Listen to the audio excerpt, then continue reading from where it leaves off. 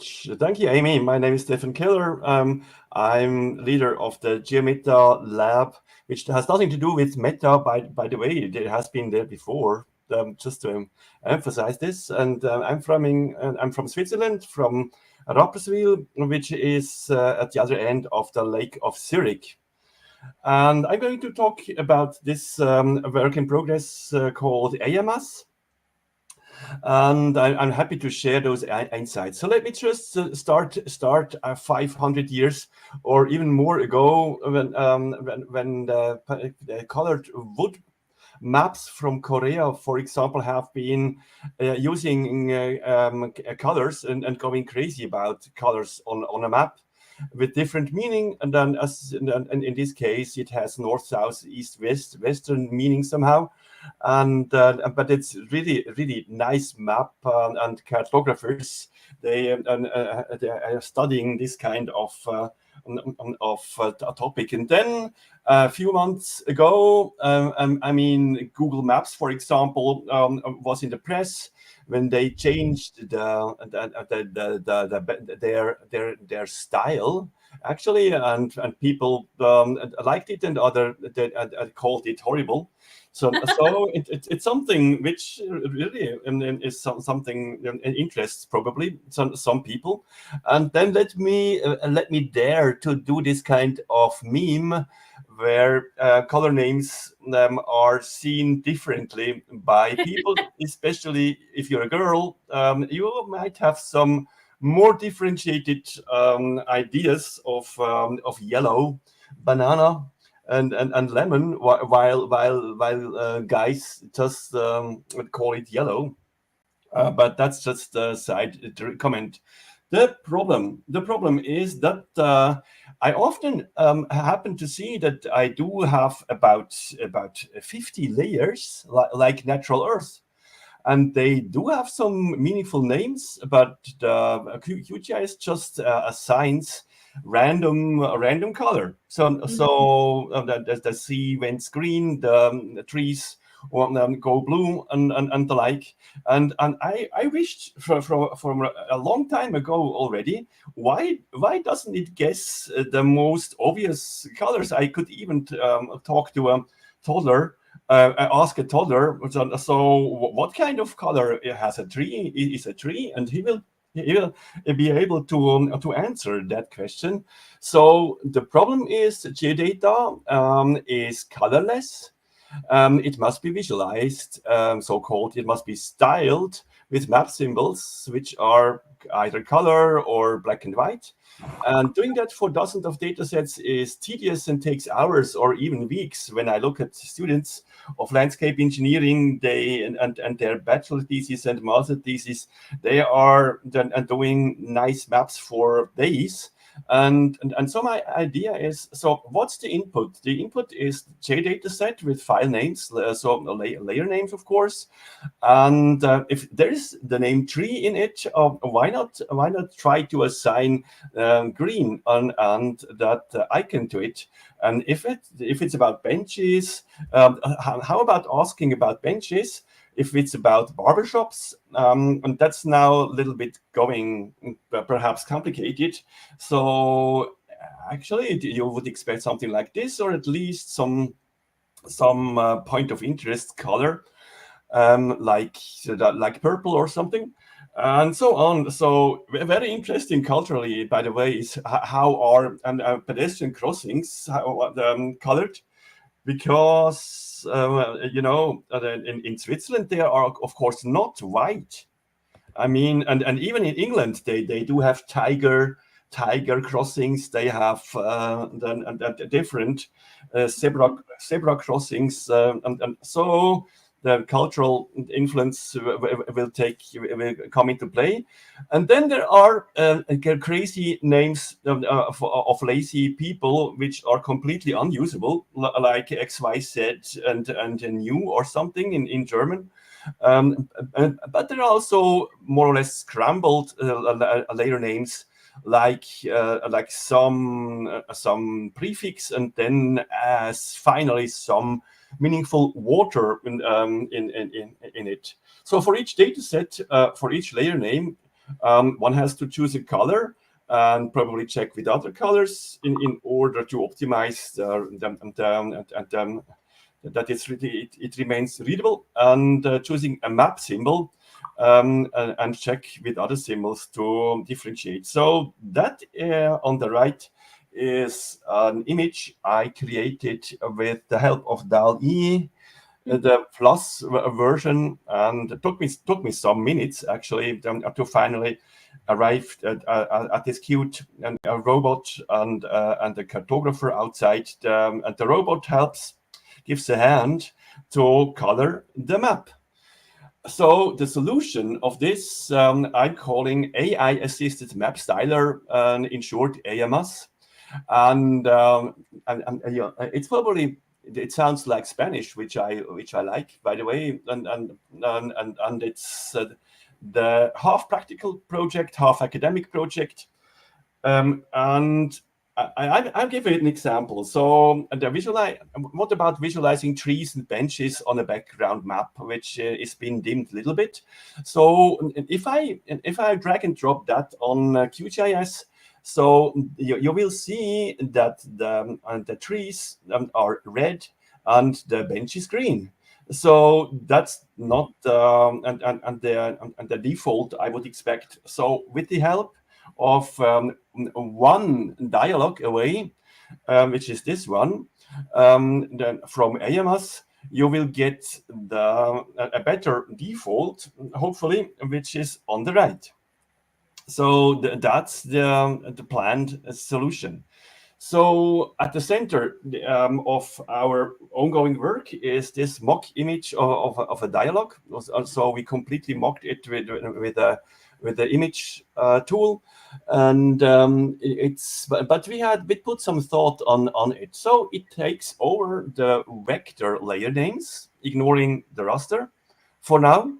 And they are obviously called benches, barbershops, pedestrian crossings, and but they are also called meaningless. I mean, like project neu and something, which I disabled.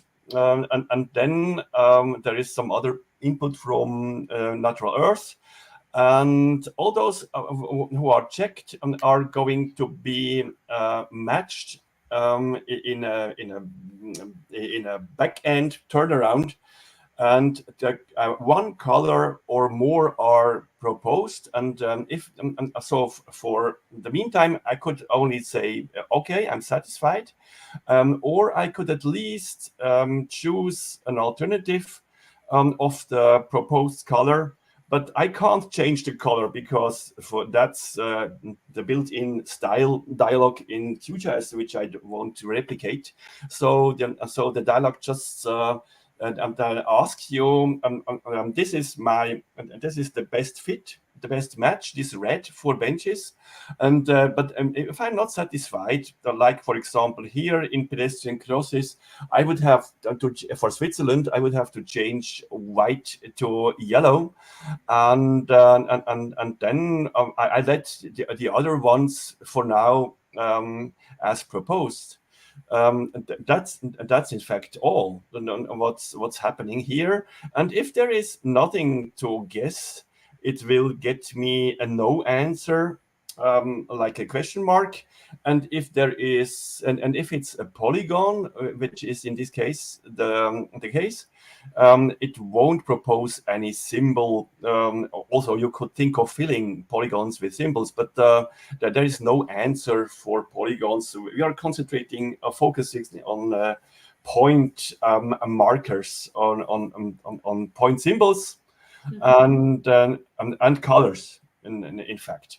So just to be sure, I also very proud to emphasize that I have a disclaimer which says, check the colors and symbols. There may be mistakes due to the AI algorithms. And so just to remind the people that there is nothing magic behind. Also, it could look like magic. So that's the core what I want to show you. And now I tried of course, the available ChatGPT and large learning models, which there are ChatGPT Plus, the BART thing from Google, and the chat from Microsoft Bing. And so those are the public available ones. Without, you have to register, you pay with your data, because you're tracked, of course, but that's another story. So I've got an interesting question here from Anita. Stefan, if I can just pop in let's here. go. Yes, please. Will the plugin always suggest an SVG marker, or will it also use simple markers sometimes? I'm concentrating first on color, which is separate from symbols.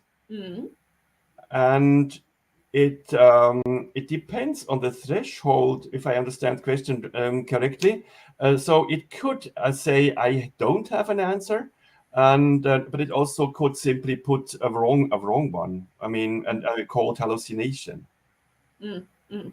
So, for that instance there where there is sort of nothing, could it not just put like a simple polygon or something? Is it only the SVG symbols, or could I just have a point there? So if I understand you correctly, then if you checked the layer, it will overwrite the default, which already has been set. So as you obviously know, if you put your layer on QGIS, it already has a style attached, and with the check mark, and it's only those are going to be overwritten. Okay, cool. And Anita, I hope that answers your question.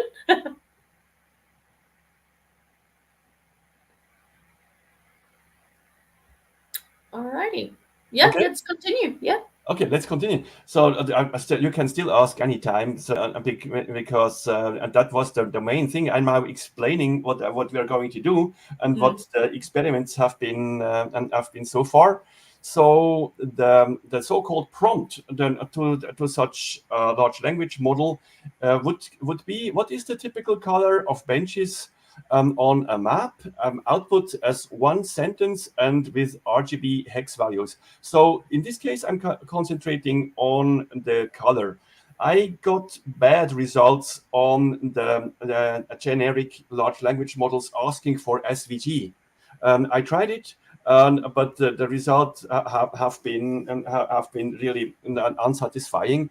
So I will explain how we will try to solve that by training on our own. By applying machine learning algorithms. I'm just showing you what you can take out of the usual large language models, the ChatGPT and the like. And so ChatGPT version 4, the newest one, answered the typical red color. The red color are used for benches in Switzerland. And the RGB value is like this one. Microsoft Bing, which also is using GPT model, the newest model 4. It declined and it said, unfortunately, I could not find any color. And BART from Google said it's brown. I mean, which is debatable. In fact, which is taupe or olive gray. It could also it has alternatives. Another try was about pedestrian crossings, output as one sentence with RGB, and then ChatGPT said correctly they are marked with yellow stripes in Switzerland, and Microsoft Bing, they say it's white because it's a generic model, perhaps biased that all countries around Switzerland are using white stripes on the road. And BART said also white. So that was just to show what you can do for the color.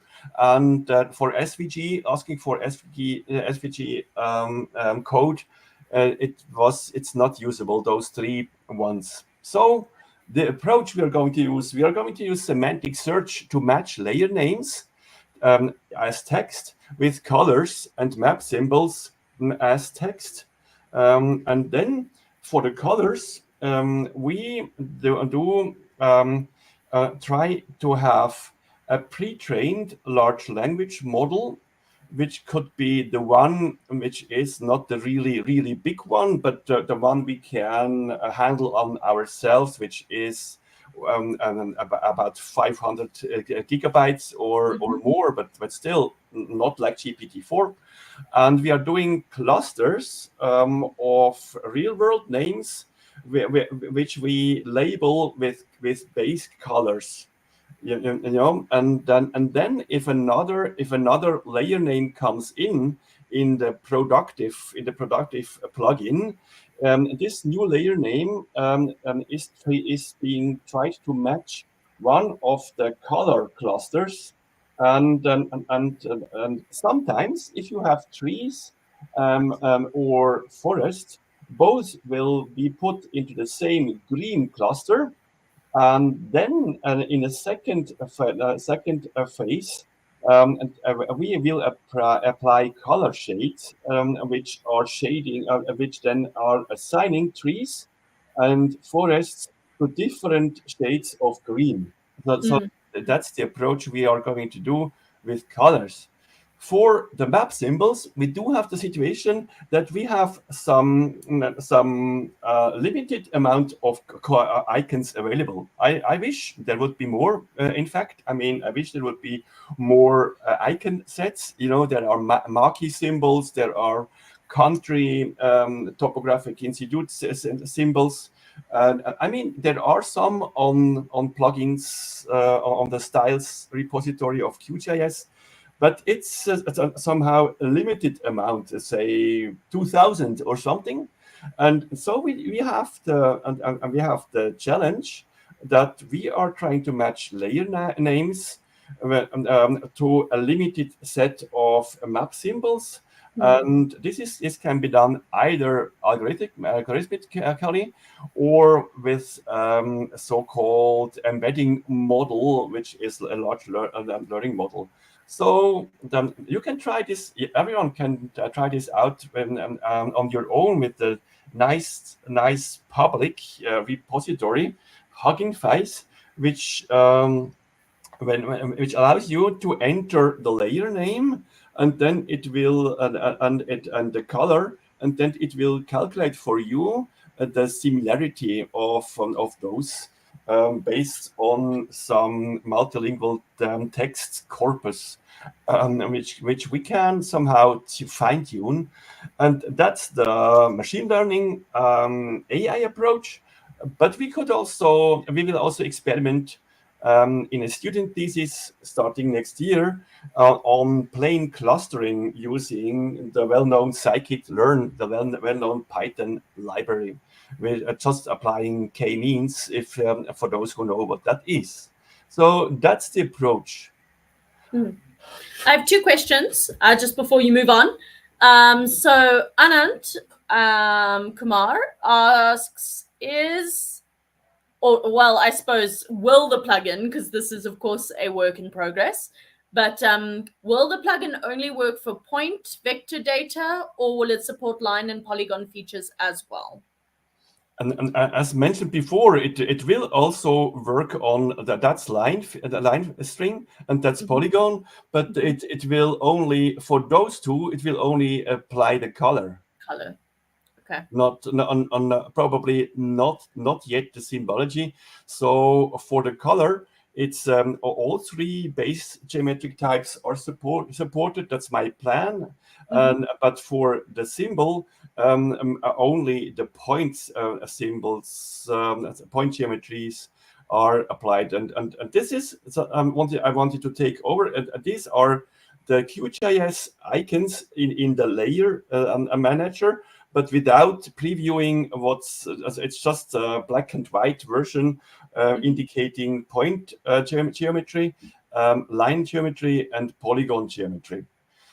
And speaking about geometry types, and as a side effect, if someone checks those layers, it will also reorder the geometry, the layers based on the geometry type, which is of course point symbols on the top, line geometry in the middle, and the polygon below, and at the bottom you do have the raster layers. So that's just a small side effect. There are already tiny plugins just doing this layer reordering. Also, not to my satisfaction, because it's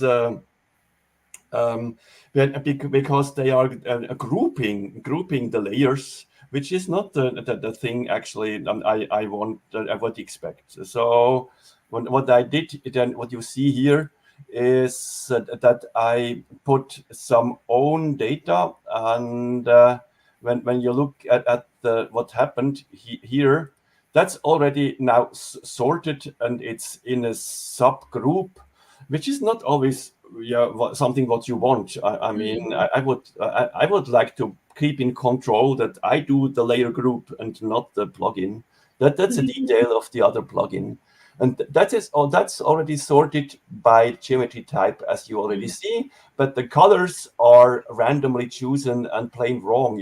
Water, brown, and so on. And so that's not something. And buildings are green.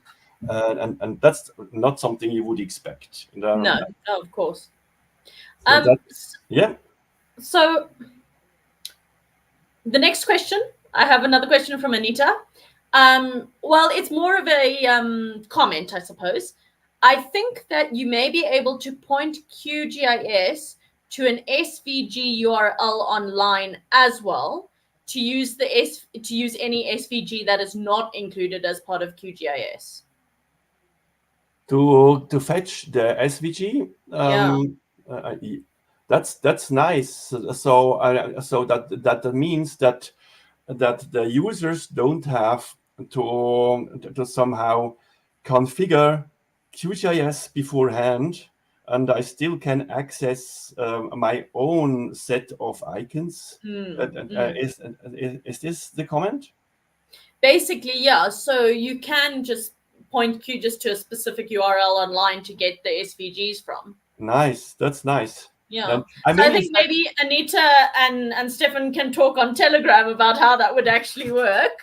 But yeah, I think that is an option. Thanks a lot. I mean, that implies that I expect this plugin only to work if you are online, because that's one of the issues. You will see that I probably do need to implement a web service because of the large data which is behind large language models anyway. So this plugin needs online access anyway. At the moment,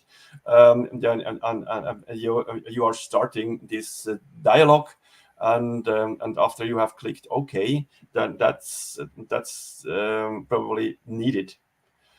So that's about the planned approach, and there is already nice color shades generator, like those MDG tools, for example, and that's it for the approach. Now, a little bit more about the implementations, the issues, and some more ideas. So the implementation state, as I already said, it's working in progress. Nothing to see yet. It will be, of course, open a GPL. I mean, as required by any plugin. And we started implementing the plugin. And we know already how to reorder according to the geometry type, as explained just before. We made experiments, as you have seen, with ChatGPT plus Microsoft Bing Chat and Google Bard, which have been promising for color, but not very successful for SVG code. Because the training data of these large language models seems to be still limited and not so much SVG icons around, freely accessible.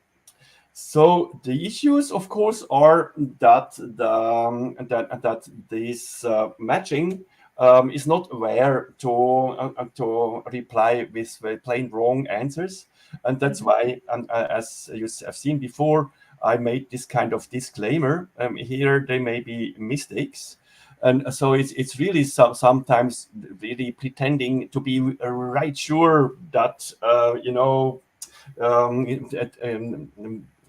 some hydrants are always red, which is not the case. I mean, hydrants can be maybe green or anything else. And also another issue, of course, that the huge size of large language model implies I can't I can't download that data as part of the plugin. There is one plugin, by the way, using ChatGPT, which opens plain prompt text dialog, which requires, by the way, some Python and then some Python libraries. But it works more or less by asking for help. In fact, so there is one try since February of a plugin which implements ChatGPT, which implies you do have to which is another issue. In fact, this plugin, which uses ChatGPT, which connects QGIS with ChatGPT, requires you to have an API key, which means you have to register with ChatGPT on OpenAI, which is something I want to avoid. So my idea is really to have my own large language model on my own control on my own servers, which implies that I hope that they won't be overloaded once the plugin is being released, which would be a third issue. And that's it about. I mean, there are many more issues probably. Do we see some comments on that? There are no comments in the live chat. I have a couple of questions, but they're not relevant to this, so I'll wait till the end for those. Okay, so let's put that to the end. So there are, of course, some more ideas. So a very obvious thing without any user intervention is that, as you have seen, why could I ask the prompt? Why could I ask? I mean, simulating the prompt issued from the future plugin. Why did I write color benches in Switzerland? How does the plugin know? And the answer is data enrichment geocoding, of course, because since I do have within the plugin access to the layer name, I of course also have access to the layer data, which means I have access to the metadata, which means access to the bounding box of the data set.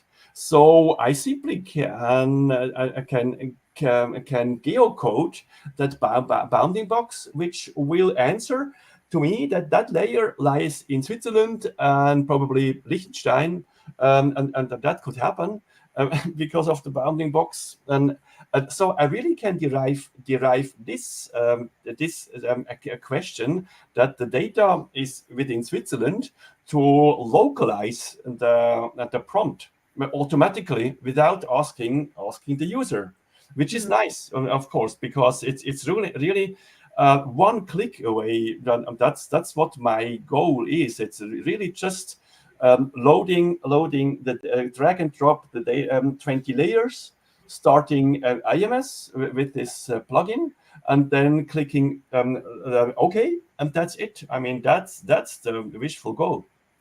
And that's an idea for later. And what's also obvious is that since I do have control on, I have those clusters, and since I do have control on the proposed colors, I can, of course, harmonize and optimize for web readability.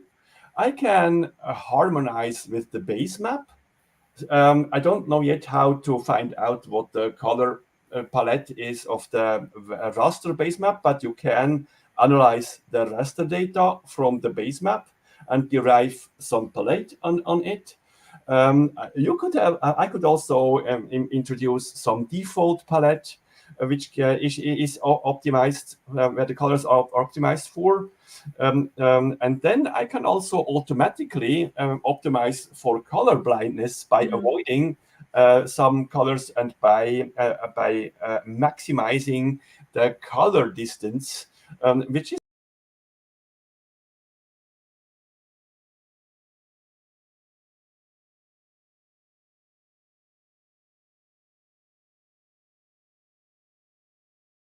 and you are still in control. That's why I'm calling it AI-assisted map styler and not the magic automatic cartographer.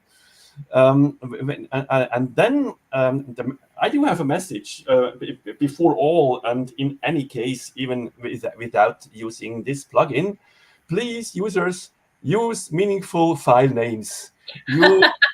You won't regret it, and you don't neglect the metadata, of course, but at least give meaningful file names. Please don't call it, December 8, new release and update it, things like this.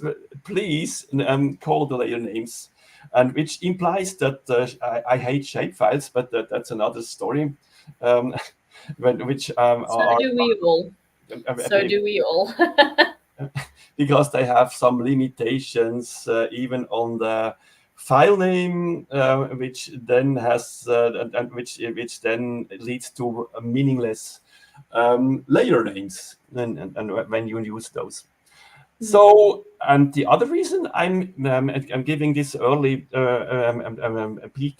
sneak peek on this project is simply that I'm looking for feedback and for ideas. I'm still looking for icon sets and for experiences with this kind of idea. I mean, 100 years ago, when I graduated at university and part-time at the ETH, the professor and now and it was Imhoff, his student, Professor Spiers. He promised me when I did my master thesis, there will never happen that he told me, small student, it will never happen that a cartographer, a human cartographer, will be replaced by a machine. And now I'm close, very close to prove him wrong. You're looking very good for having graduated 100 years ago. Brilliant. Thank you so much. That is fantastic. We do have a couple of questions and comments coming through on the live chat, but I'm going to ask a couple of questions of my own first because I'm quite interested. So my first question is, could we implement this similarly for some raster data? For example, certain land use types would have colors associated with them. Is that on the roadmap or just not sort of involved? That's a very good question. In fact, when I presented this at the GIS at the GIS day in the mid November, when I presented this project, somebody from the ETH Zurich came to me, and he told me, why not doing the same for rasters? Because he has to apply graduated, the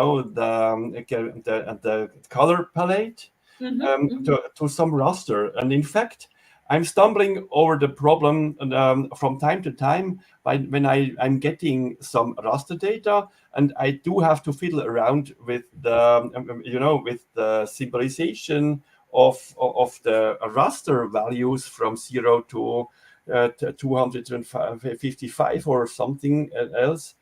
And in fact, this very idea on applying machine learning semantic matching techniques or clustering techniques to colors can be in fact applied to a raster also. Perhaps that wasn't the question, but that could be a follow-up plugin which will focus on raster, but we will focus first on vector. Vector. That makes total sense and totally answers my question. My second question is, of course, certain countries have certain standards for data. So, for example, there are ISO standards, the natural earth standards for styling data. I know South Africa has a specific like topological standards for data. Would we be able with this plugin to say, okay, hi AI, I'm looking for the standard in South Africa for making a town map, and I know those exist, and it could then pull the colors and symbols from there?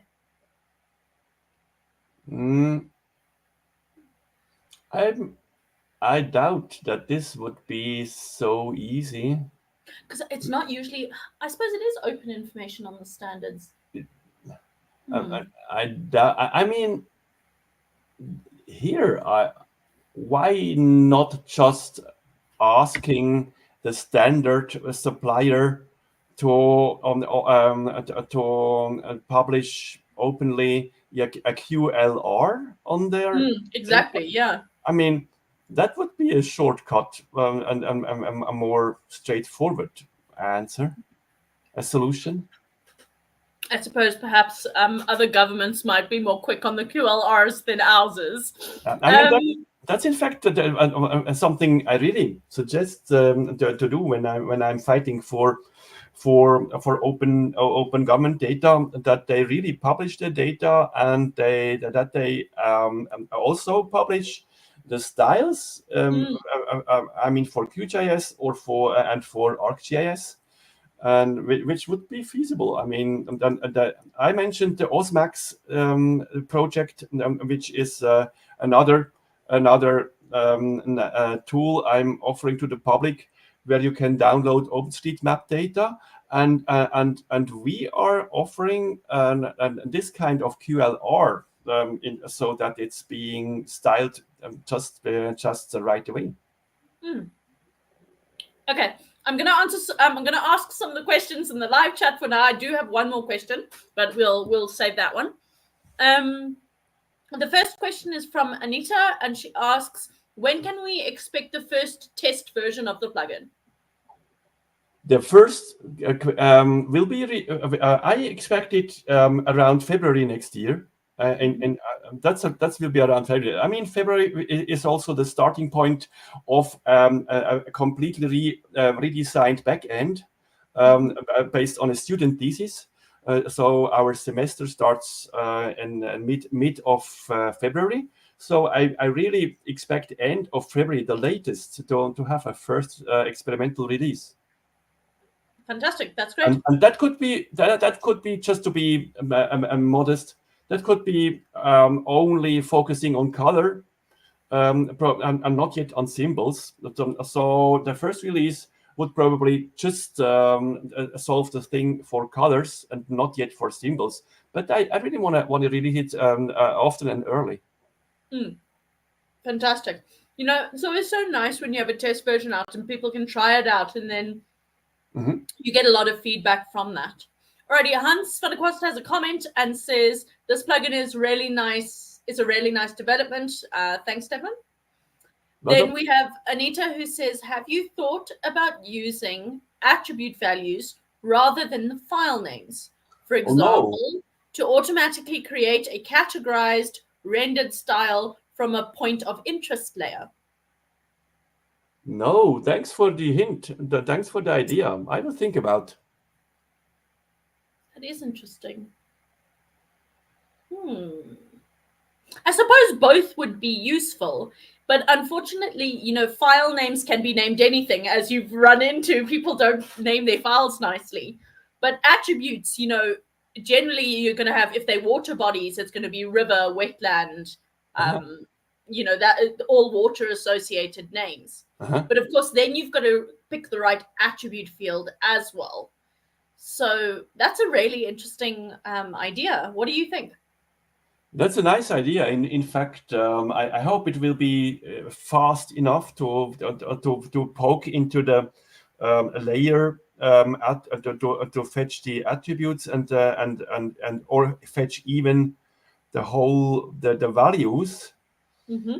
But I mean that, and I have to try, because even the bounding box, for example, would be nice that it's really the concave hull, and calculating the concave hull from a large data set will take seconds. So, which means starting the plugin, and users have to be quite patient. So it will spin for seconds. If I have to do this kind of a data analysis and fetching statistics data, that's what I don't know yet how good this performs, for example.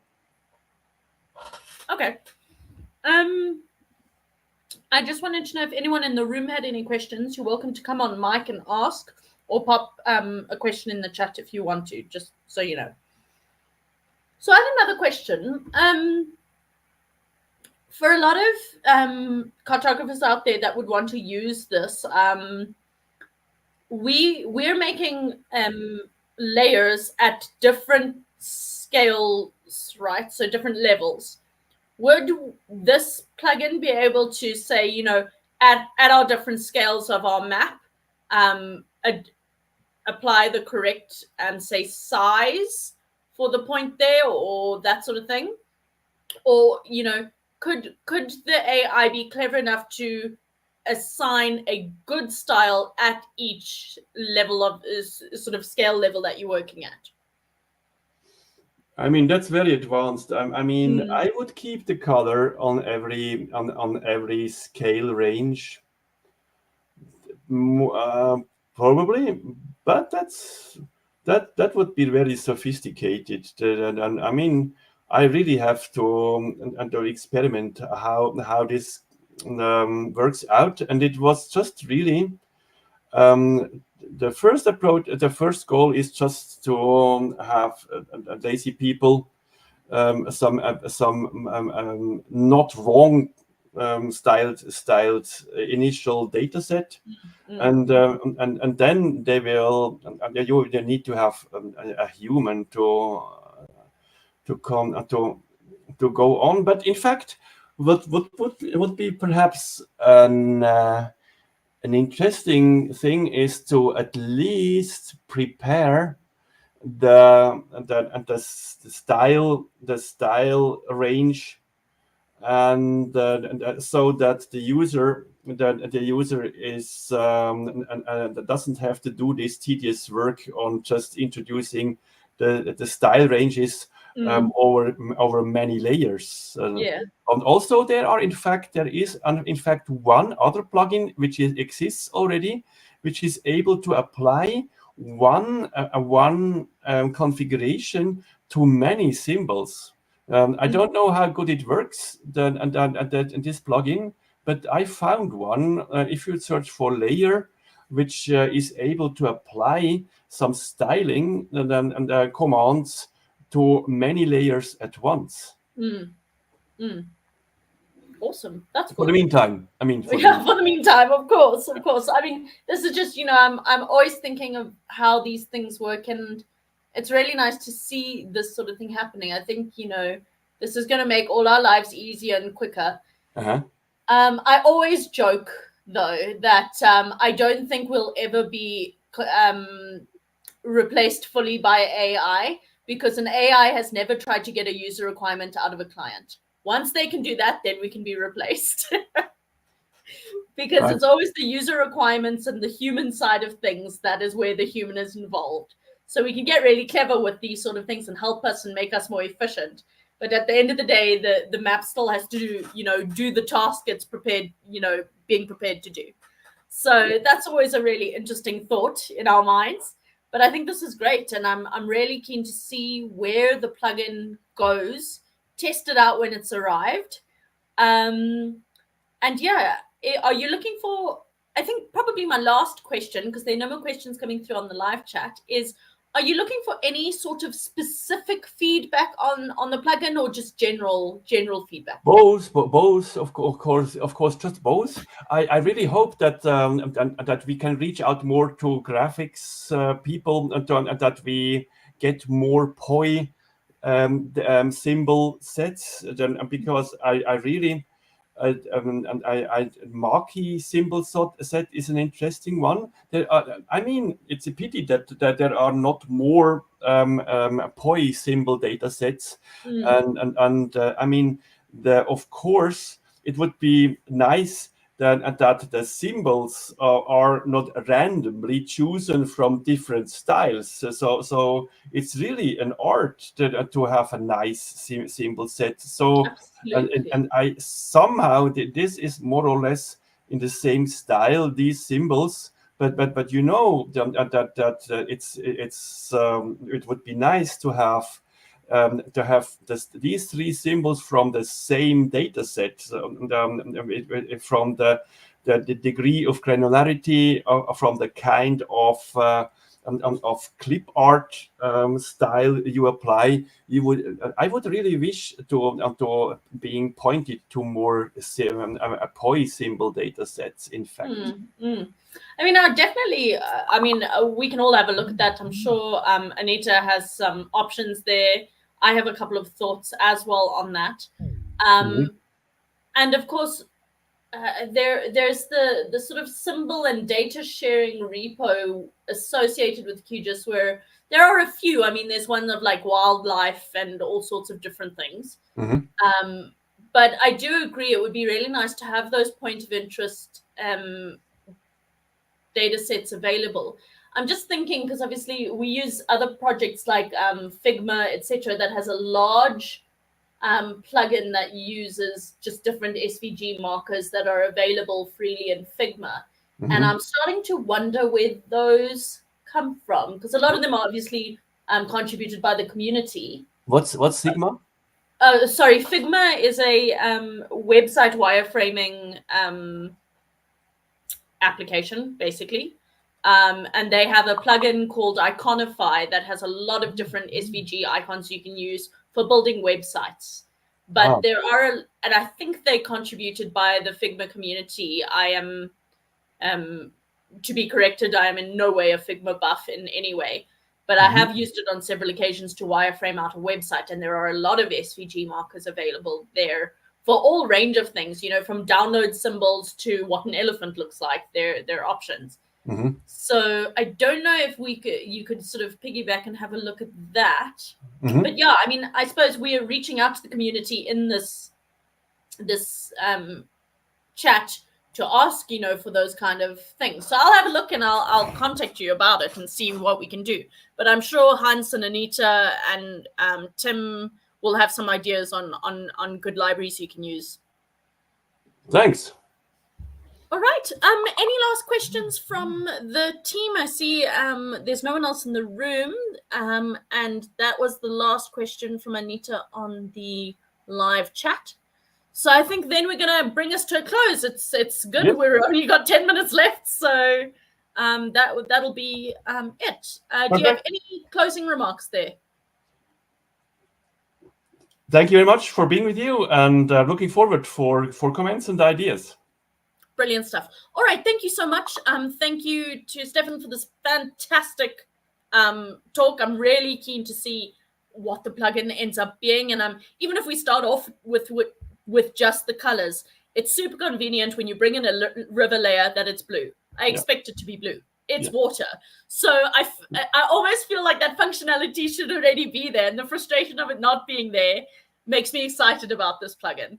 So thank you so much. Thank you. We have a little break now for everyone following the QGIS Open Day. So please go and grab some lunch and tea, whatever time it is in your part of the world.